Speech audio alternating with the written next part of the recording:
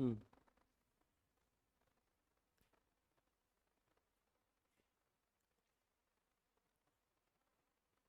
अच्छा, सरदार अमृत सिंह, वाह क्या नाम है, सरदार अमृत सिंह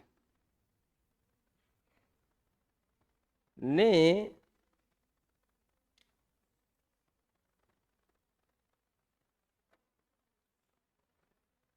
10,000 रुपया डाकखाना में जमा किया।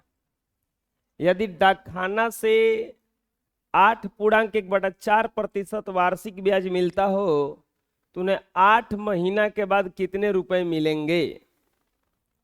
क्या क्या दिया है पता चला? 10,000 रुपया, बताओ क्या है वो? मूलधन है। 10,000 रुपये क्या है?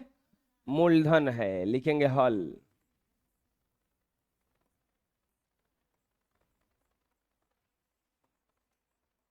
मूलधन बराबर 10,000 रुपया। मूलधन को पी से सूचित करते हैं ना, तो मूलधन पी बराबर कितना हो गया? 10,000 रुपया। और ब्याज कितना है बता सकते हैं आप लोग? अरे सॉरी, ब्याज नहीं, दर। रेट क्या है? 8.1/4%, यानी कि 33/4%। समय कितना दिया है? समय बोलो। 8 माह है। माह का मतलब महीना होता है, तो समय महीना में रहता है कि साल में रहता है? तो साल में रहता है, तो इसको बदल देंगे 8/12।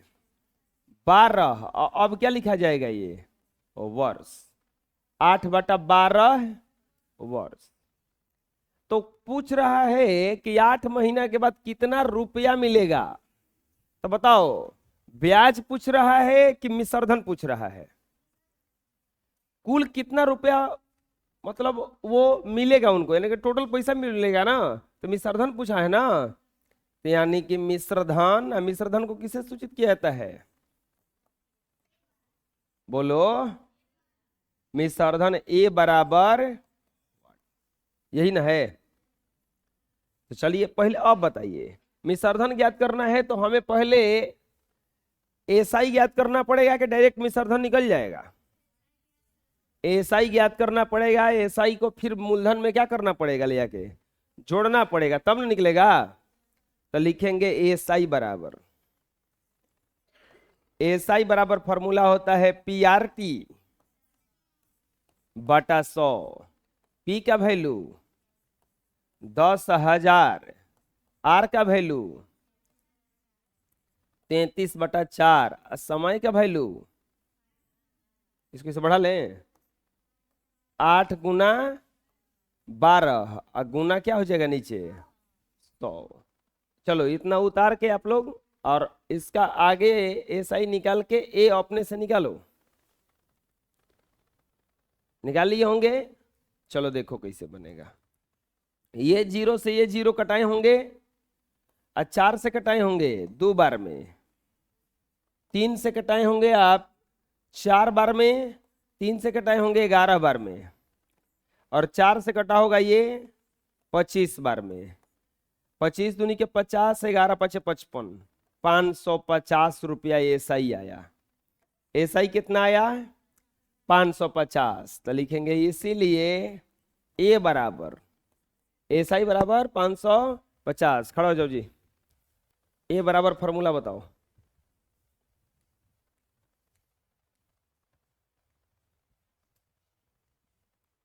उसके पीछे खड़ा होकर जी, ए बराबर बताओ। SI plus P. एसआई कितना आया है, अब पी कितना है? 1,000 है वो। 10,550 रुपया। तुम बैठो, ये खड़ी रहेगी अब। 10,550 रुपया,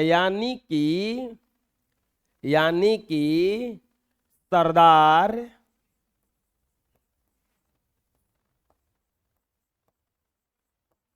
अमृत सिंह को 8 माह बाद 10,550 रुपया वापस मिलेगा। 10,550 रुपया वापस मिलेगा। कितना पैसा वापस मिलेगा? 10,500। आ गया समझ में? कोई दिक्कत है? बोलिए, बना लीजिए। अगला प्रश्न, राजेश रस्तोगी ने मकान बनवाने के लिए 32,000 रुपया किसी बैंक से 12.5% की दर से ऋण लिया एवं गृह समिति से 60,000 रुपया 10% वार्षिक ब्याज की दर से ऋण लिया। 4 बरस के बाद कुल कितने रुपए लौटाने होंगे? अच्छा, इसमें क्या किया गया है पता है? 2 जगह से कर्जा लिया गया है। कहां कहां से? एक लिया गया है 32,000 रुपया का राशि, कहां से लिया गया है? बैंक से। और एक लिया गया है 60,000 रुपए की राशि, कहां से लिया गया है? गृह समिति से। अब बताओ 32,000 वाला पर रेट कितना है? 12.1/4%। 12.1/4%। जो गृह समिति है वहां से दर लग रहा है कितना उस पर? 10%। तो कह रहा है कि 4 बरस के बाद, दोनों को 4 बरस रखा गया, तो कितना पैसा वो वापस करेंगे? यानी कि टोटल हमें पैसा निकालना है। अब हमें क्या निकालना होगा? ये पी हो गया, ये क्या हो गया? आर। और दोनों के लिए समय कितना है? 4 बरस, क्योंकि दोनों पैसा 4 बरस रखा गया ना।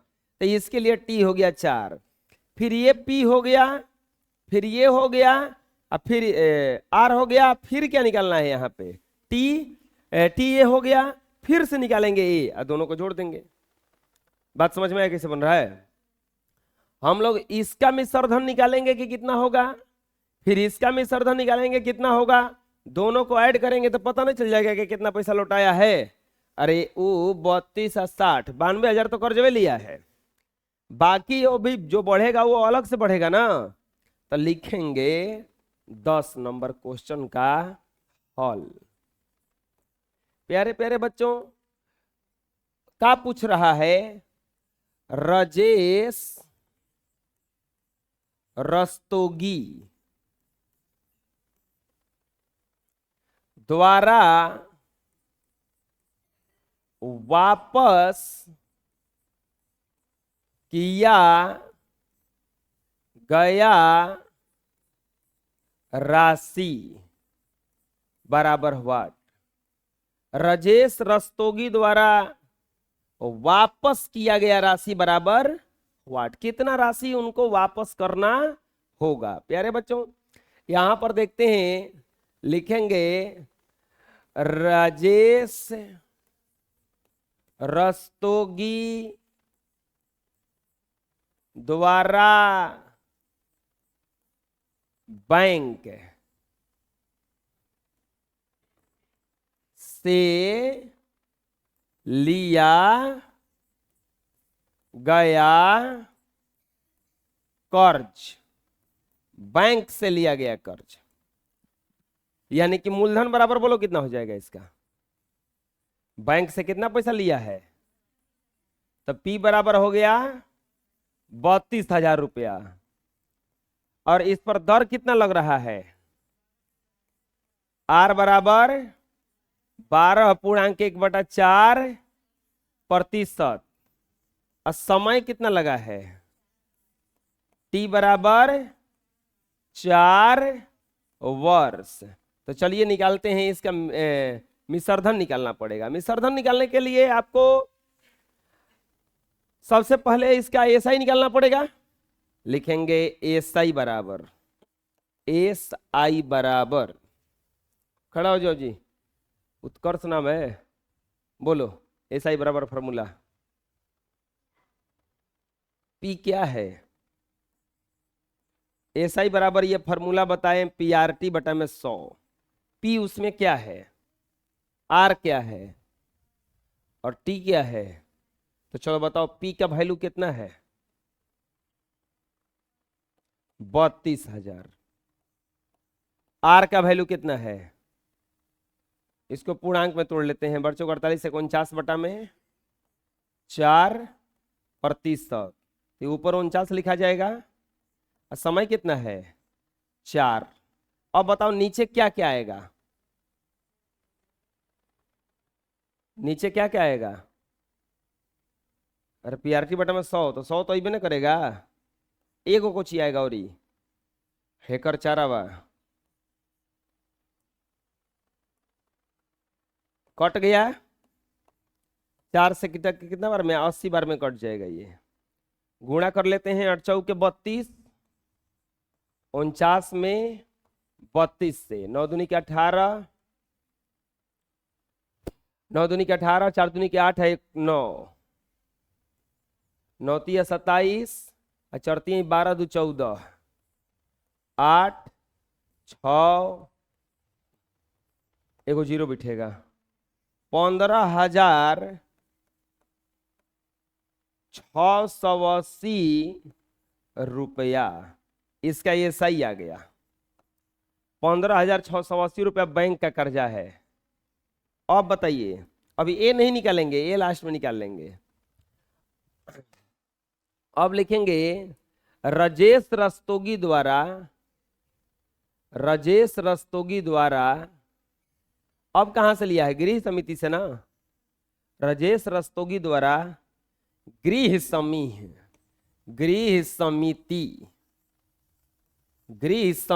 से लिया गया कर्ज। राजेश रस्तोगी द्वारा गृह समिति से लिया गया कर्ज कितना है? अब तो बताओ इसके लिए मूलधन कितना है? अब बोलो। P बराबर 60,000। और दर कितना लग रहा है इस पे? दर यानी कि यार ना 10%। और समय कितना दिया गया है? समय इसके लिए भी तो उतने ना है, T बराबर 4 वर्ष। तो चलो निकालेंगे SI बराबर, बगल में खड़ा हो जाओ जी। SI बराबर फॉर्मूला बताओ। P क्या है, R क्या है, T क्या है? PRT बटा में 100। P का वैल्यू कितना है, R का वैल्यू कितना है, T का वैल्यू कितना है? बटा में क्या लिखाएगा?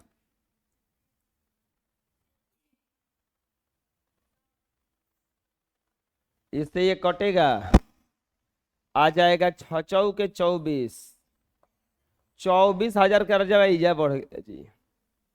देख रहे हैं। अब लिखेंगे राजेश रस्तोगी द्वारा वापस किया गया राशि। राजेश रस्तोगी द्वारा वापस किया गया राशि। राजेश रस्तोगी द्वारा वापस किया गया राशि एक के हल निकल जाएगा। चलो बताओ क्या क्या जोड़ें।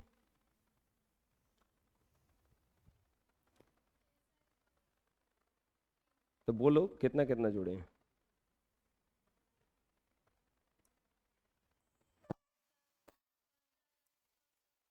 पंद्रह 15,680, 24,000 ये तो कर्जा हो गया। और कुछ जुड़ाएगा मैं? कितना कितना? ये तो ब्याज हो गया खाली। इहो तो देंगे तो 32,000 अब प्लस 60,000। समझ में क्या बताए हम? अरे हई तो एक ब्याज हुआ है खाली, ये ब्याजवा देना पड़ेगा। फिर हई हो ब्याज हुआ था, ये तो देना पड़ेगा। जो असली पैसा वाली है ये तो देंगे वापस।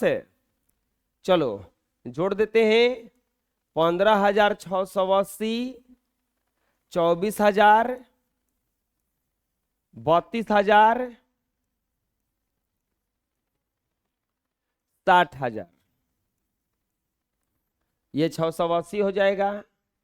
5 4 9 2 11 के 1 2 1 3 3 6 अच्छा 12 1 13, यानी कि कितना पैसा वापस करेगा वो? 1,31,680 रुपया लिया है। 92,000 का कर्जा, लेकिन वापस करना पड़ेगा 1,31,680 रुपया। समझ में आया कैसे कैसे बना? आए चलो बना लो। अगला प्रश्न,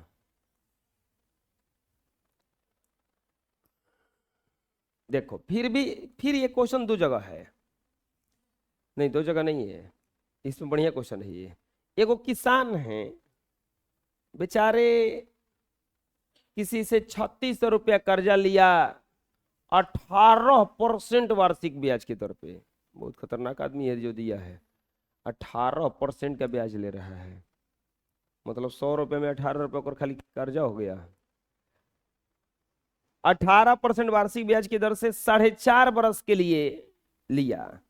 उसके बाद क्या किया कि 2,000 रुपया नगद दिया ले जाके। वापस जब करना हुआ तो 2,000 रुपया नगद यानी कि पैसा दिया है, और एगो पुराना मकान बेच के बेचारा ऋण चुकाया। पुराना एगो घर था, वो घरवा बेचा और टोटल पैसा चला गया ऋण चुकाने में। तो हमें पूछ रहा है कि मकान का मूल्य कितना था, कैसे निकलेगा? 3,600 रुपया हो गया पी, 18% क्या हो गया इसका? ब्याज यानी कि यार सॉरी दर, और ये टाइम। हम इन तीनों से निकालेंगे एसआई पहले, अब फिर उसको 3,600 में क्या करेंगे? हम जोड़ेंगे, तबे ना पता चलेगा कर्जवा कितना था। और तब उसमें से 2,000 रुपये घटाएंगे, तब देखेंगे कितना बच रहा है कि घरवा बेचा है, तब घरवा का दाम निकल जाएगा। बात समझ में आया? किसी किसी बताए। हम इससे पहले क्या निकालेंगे? एसआई। एसआई के बाद में देखेंगे कि ए कितना हो रहा है, यानी कि असली में उसको लौटाना कितना है। अरे मान लो कि तुम दुकान पे गए और 2 रुपया दिया, 5 रुपया वाला कुरकुरा लिया, 2 रुपया दिया, बाकी 3 रुपया का कुछ सामान दे दिया, तो सामानों का दाम कितना हुआ? 3 रुपया। 2,000 रुपया दिया है, बाकी वो क्या किया है? अपना घर बेच के पैसा दिया है, तो घरवा का मूल्य कितना होगा? घटाएंगे तभी ना पता चलेगा। चलिए 11 नंबर सवाल का हल करते हैं। क्या पूछ रहा है? मकान का मूल्य बराबर व्हाट? मकान का मूल्य बराबर व्हाट? चलो बताओ मूलधन कितना है? मूलधन मतलब पी ना, पी बराबर कितना है? 3,600 रुपया। 3,600 रुपया मूलधन है, और दर कितना है? दर यानी कि यार बराबर 18%। और समय कितना लगा है बेचारा के? टी बराबर 4.1/2 वर्ष। 4.1/2 वर्ष लिखेंगे तो एसआई निकाल दो। इजा एसआई बराबर फॉर्मूला क्या होता है? पीआरटी बटा में 100। पी का वैल्यू 3,600, आर का वैल्यू 18, और इसको बदलेंगे तो 9/2 में बदलेगा।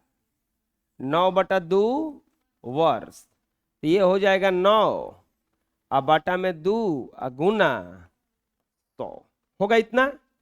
चलो कटा दो, ये 0 से ये 0 कटा, और 2 से कितना बार में कट जाएगा? 9 बार में। 9 9 में 81 में 36 से गुणा करेंगे। 6 एकम 6 8 6 48, 3 एकम 3 और 3 के 24। ये 6 1 9 2 2,916 रुपया। 2,916 रुपया। बताओ ये टोटल पैसा आया कि ब्याज आया है खाली? ये एसआई है, अभी ए निकालेंगे। अब तो ये बराबर फॉर्मूला होता है एसआई या प्लस पी। 3,600 और प्लस 2,916 हो जाएगा आपका 16 के 16 9 6 15, 3 2 5 1 6, 6516 रुपया। कितना हो गया? 6516 रुपया हो गया। यानी कि उसको टोटल पैसा वापस कितना करना है? 6516, अर्थात अर्थात किसान को 6516 रुपया वापस करना है। किसान को कितना रुपया वापस करना है? 6516 रुपया। अब बताओ उसमें से वो पैसा कितना दिया है, कैश कितना दिया है? 2000 लिखेंगे। 2000 लिखेंगे। किसान ने 2000 रुपया नगद और एक मकान बेचकर पैसा लौटाया है। यानी कि 2000 रुपया प्लस मकान का मूल्य, ये दोनों जोड़ेंगे तो बताओ कितना आएगा? अरे किसान ने 2000 रुपया नगद और एक मकान बेच करके पैसा लौटाया है। यानी कि 2000 में मकान का मूल्य जोड़ेंगे तो 6516 है ना आएगा। अरे यह ना पैसा वापस किया है ना, समझ में आया क्या कर रहे हैं हमें? अरे 2000 रुपया नगद दिया है, मकान का बेच के दिया है, तो मकान का मूल्य 2000 दोनों जोड़ेंगे तो नहीं ना आ रहा है, तब ना दे दिया। अब लिखेंगे मकान का मूल्य बराबर, मकान का मूल्य बराबर है 2000 इधर है तो इधर आएगा 6516 और माइनस 2000 घटाएंगे तो आएगा 4516। यानी कि मकानवा कितना रुपए का था? मकान का मूल्य बराबर 4516 रुपया। 4516 रुपया आ गया समझ में?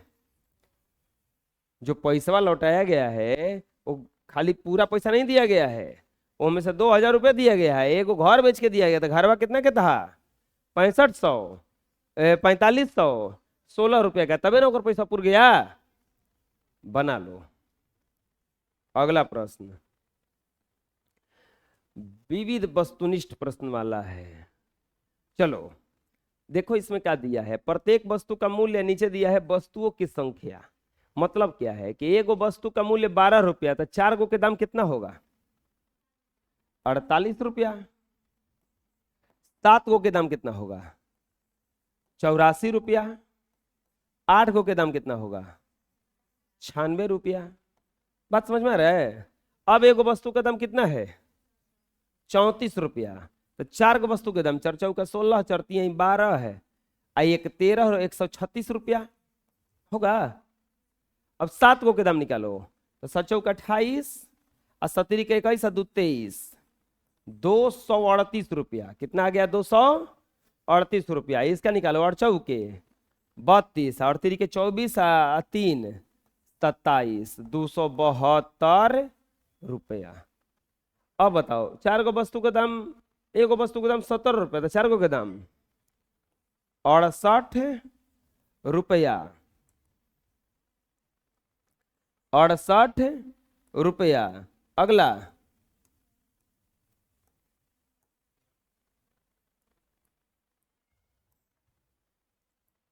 7 गो के दाम बताओ। अब 17 7 119 रुपया। 8 गो के दाम बताओ।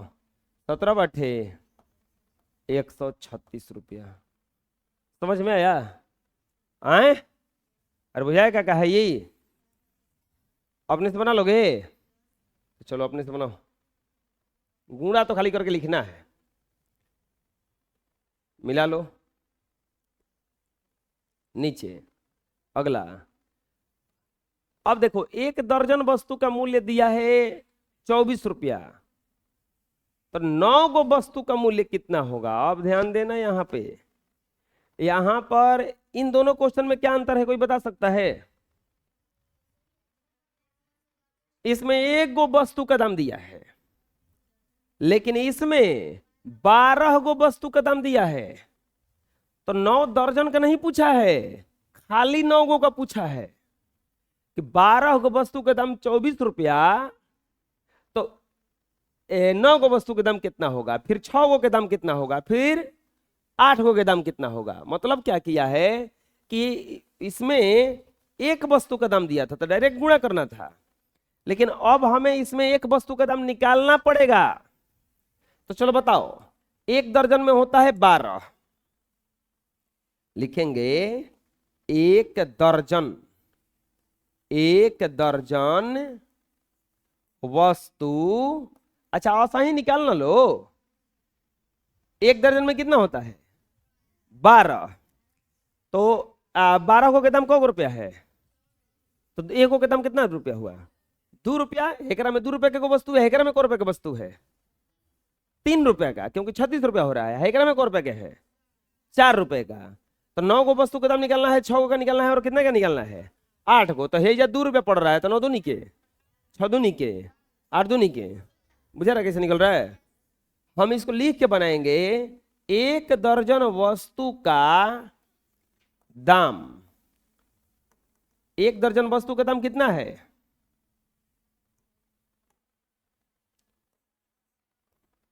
24 रुपया। 1 दर्जन वस्तु का दाम कितना है 24 रुपया। 1 दर्जन में अर्थात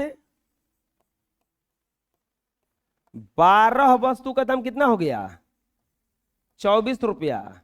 तो 1 वस्तु का दाम 24 बटा में 12, यानी कि 1 रुपया आ जाएगा।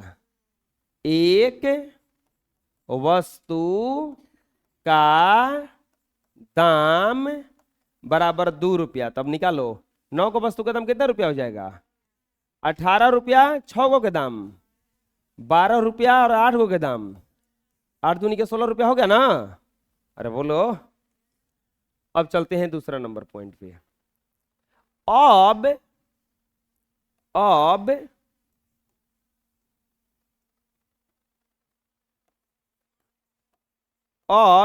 1 दर्जन वस्तु का दाम कितना है। अब 1 दर्जन वस्तु का दाम बराबर 36 रुपया।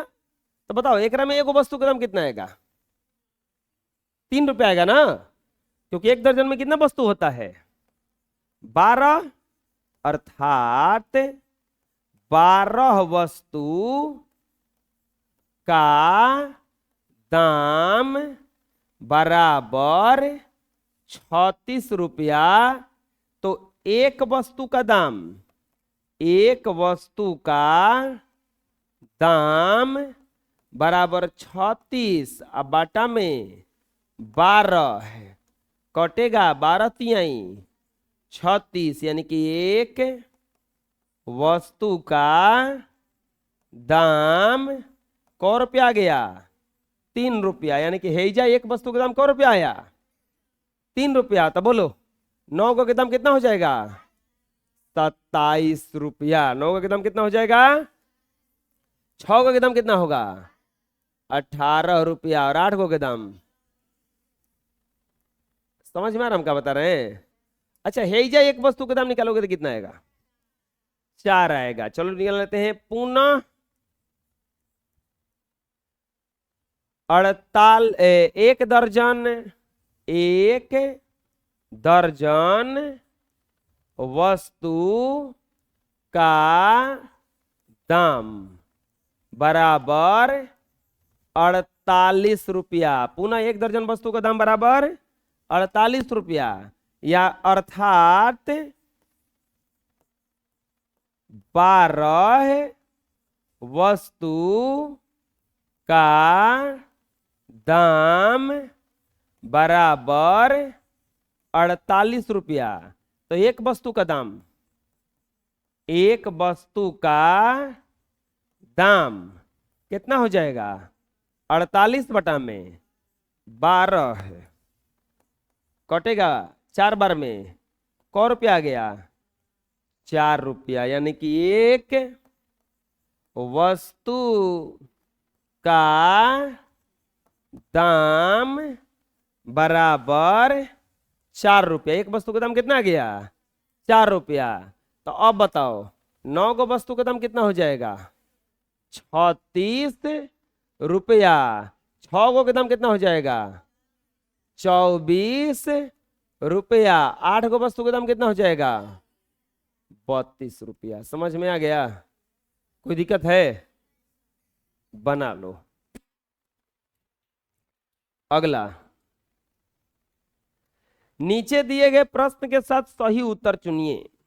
नीचे दिए गए प्रश्नों के साथ सही उत्तर चुनना है। सब वस्तुनिष्ठ प्रश्न। वस्तुनिष्ठ के प्रश्न का मतलब ऑब्जेक्टिव क्वेश्चन है।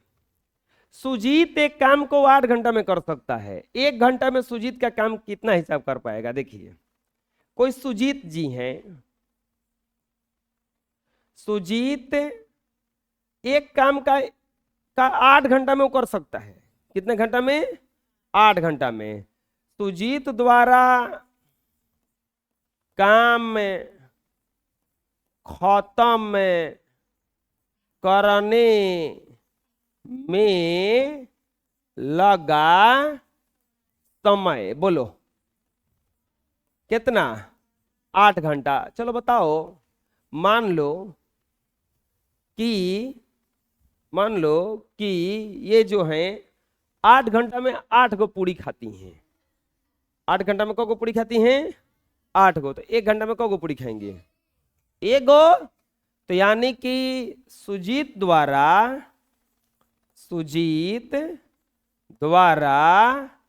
1 घंटा में किया गया काम बराबर 1/8।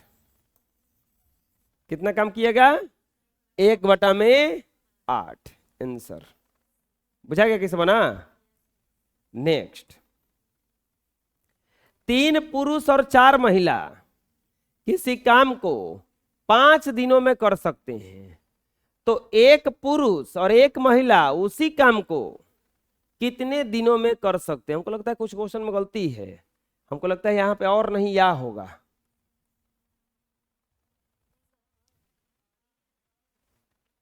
और है, हैं? 3 पुरुष या 4 महिला किसी काम को 5 दिन में कर सकते हैं।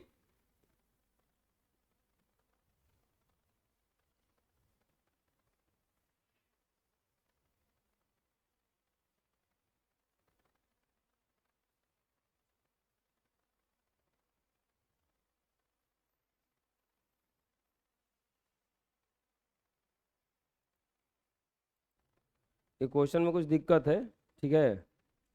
अगला देखते हैं अब। 60:210 का लघुत्तम रूप क्या है? तो कटा दो।